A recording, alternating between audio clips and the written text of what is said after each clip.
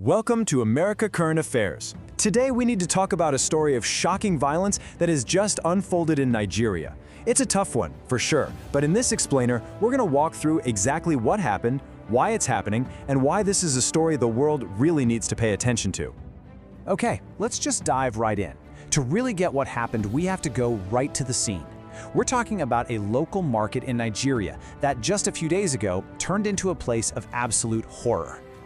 I mean, just listen to this. This comes from a local bishop, and it really paints a horrific picture. This wasn't some robbery gone wrong. This was a calculated, brutal massacre. Just imagine a busy market, the heart of a community, suddenly overrun by that kind of violence. So let's walk through how this all went down, because it wasn't just random chaos, it was methodical. It all started late in the afternoon on Saturday, January 4th. Gunmen came pouring out of a nearby national park forest and just stormed the market. All evening, they just caused chaos, shooting, looting, burning stalls. They even went after a local church. It wasn't until the next day that the true devastating scale of it all became clear. And the final count, it's just devastating. At least 50 people. 50 human beings just gone in one senseless act. But here's the thing you have to understand. As horrific as this attack was, it's not a random, one-off event. It's actually a symptom of a much, much bigger problem. Right, so to make any sense of this market attack, we need to pull back and look at the bigger picture. We're talking about a massive security crisis here, and it's being fueled by these organized criminal groups they just call bandits. So naturally, the big question is, who are these people, and why is this happening here, in this part of the country? Let's take a look. Okay, so take a look at this map. The attack we're talking about happened right here in Niger State. And as you can see, it's smack in the middle of what's called the North Central region. This area, plus the Northwest right next to it, has basically become ground zero for this kind of violence. So that word, bandits, it sounds almost old-fashioned, right? But don't let the name fool you. These are not just petty thieves. We're talking about highly organized criminal networks that basically run huge swaths of the countryside. Their entire business model is kidnapping, theft, and just terrorizing local people. And they do it from these deep forest hideouts where they're incredibly hard to find. Now, this chart, this really shows you the scale we're dealing with. A lot of times when you hear about violence in Nigeria, the focus is on the Boko Haram insurgency in the northeast. But just look at these numbers. In the last couple of years, the Northwest has seen more deaths from this banditry. It's like this hidden epidemic of violence that's every bit as devastating. So why? What's driving all this death and destruction? Well, the answer is tragically simple. It's money. Kidnapping for ransom isn't just a crime anymore. It's a huge, horrifyingly successful business. I mean, just get a load of this number. Over 2.5 billion naira paid in ransoms in a single year.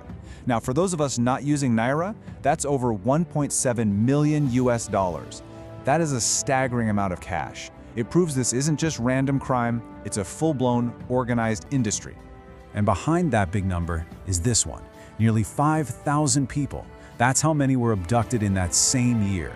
And remember, every single one of those numbers is a person, a family ripped apart, living through an absolute nightmare. And this kidnapping industry is at its worst in the Northwest. That region accounts for over 60% of all the victims. And one of the most disgusting, heartbreaking tactics they use is going after schools. It's just awful. Just last November, not far from where this market attack happened, bandits hit a school and snatched 315 students and teachers, all in one go. So, okay, faced with this absolute nightmare, what's being done about it? How are people fighting back? And what's the government's response? Well, officially the response from the top has been strong. Nigeria's president, Bola Tinubu, came out and condemned the market attack, promising a manhunt and that the killers would face, quote, the full consequences. But here's where we hit a huge disconnect between the official statements and what's happening on the ground. The government can order a response, but in so many of these rural villages, there's just nobody. No police, no soldiers. The state simply isn't there. And that leaves a massive security vacuum, leaving communities completely exposed and forcing them to figure it out for themselves. And that's exactly what's happening. Listen to this from a member of a local vigilante group. These are just everyday people, volunteers, who are stepping up to protect their own families because, well, who else is going to? It's incredibly brave, but it's a bravery born out of total desperation. And all of this brings us to the final and maybe the toughest part of this story. For the people living this reality, this crisis is nowhere near over. It's just a constant, grinding state of fear. I mean, just try to wrap your head around this. This is from a resident in that area. Even after the attackers are long gone, people are so terrified they won't even sleep in their own homes. They're sleeping outside in the bushes because it feels safer. That's the level of terror we're talking about, day in and day out. And what's even more frightening is that there's a predictable pattern to this violence. You can see on this chart how the attacks seem to spike at certain times. Experts say it gets much worse during the dry season, which is right now. It's easier for the bandits to move through the forest on their motorcycles, which means, tragically, that more attacks are probably on the way. So, this is the question that's so hard to answer. You have a government that can't protect its people, so communities have to arm themselves. At the same time, for the bandits, this violence is how they make a living. It's become a twisted way of life. How on earth do you break a cycle like that? Yeah, there are just no easy answers here.